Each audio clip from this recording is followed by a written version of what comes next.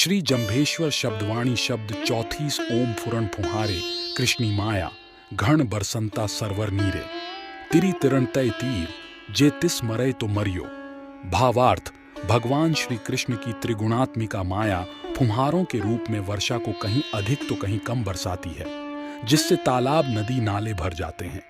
इन भरे हुए तालाबों में कुछ लोग स्नान करते हैं, उनमें तैरू तो स्नान करके पार भी निकल जाते हैं, और जिसे तैरना नहीं आता है वह डूब जाता है। तथा कुछ ऐसे लोग भी हैं जो डर के मारे पानी के नजदीक ही नहीं जाते, प्यासे ही रह जाते हैं। इस प्रकार से 3 तरह के लोग इस मायामय संसार में रहते हैं। उसी प्रकार से ही भगवान कृष्ण की माया ने यह जगत जाल फैलाया है, कहीं अधिक तो कहीं कम, किंतु फुहारों की तरह ही एक एक बूंद से यह जगत पूर्ण हुआ है।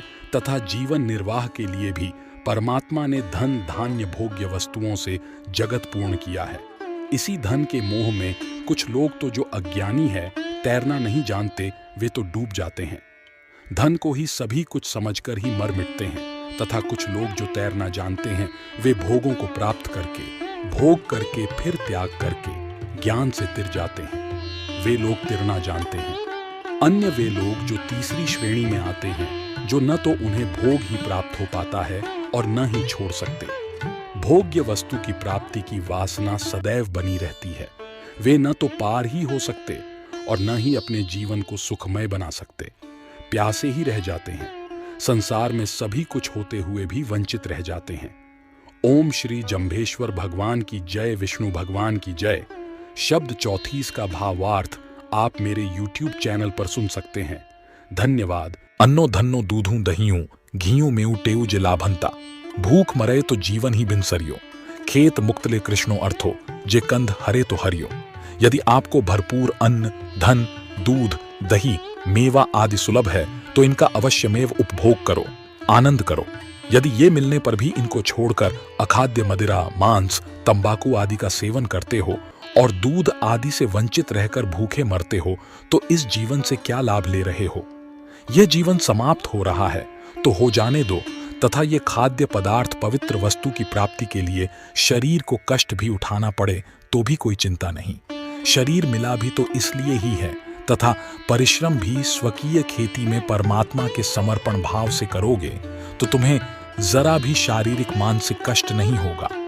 विष्णु जपंता जीव जो थाकै तो जी भड़ियां बिन सरियों हरि हरि करता हरकत आवे तो ना पछता वो करियो।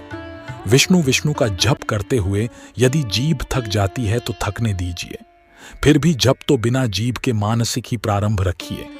अजपा जाप तो बिना जिह्वा के भी करते रहिए।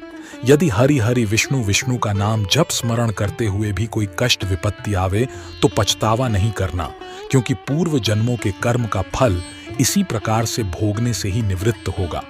इसी प्रकार से यदि कर्म करते हैं तो कट जाने दीजिए, फिर पछतावा किस बात का करना।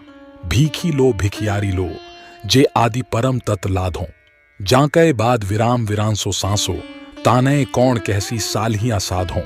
साधना करते करते जब परम तत्व की प्राप्ति हो जाए तथा द्वैत भाव की निवृत्ति हो जाए, सर्वत्र एक परमात्मा की ही अखंड ज्योति का ही दर्शन होने लगे, तब चाहे उदर पूर्ति के लिए भिक्षुक बनकर के भिक्षा भी मांग सकते हो।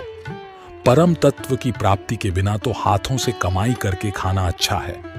जिस साधक के अब तक व्यर्थ का वाद विवाद करने की चेष्टा है, निरंतर साधना का अभाव है, अशांत तथा मृत्यु का संशय है, उसे सालहिया सज्जन शुद्ध सात्विक साधु कौन कहेगा?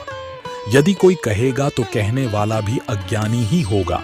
समझदार तो गुणों रहित जन को कभी गुणी नहीं कहेगा। श्री गुरु जंभेश्वर भगवान की जय, विष्णु भगवान की जय।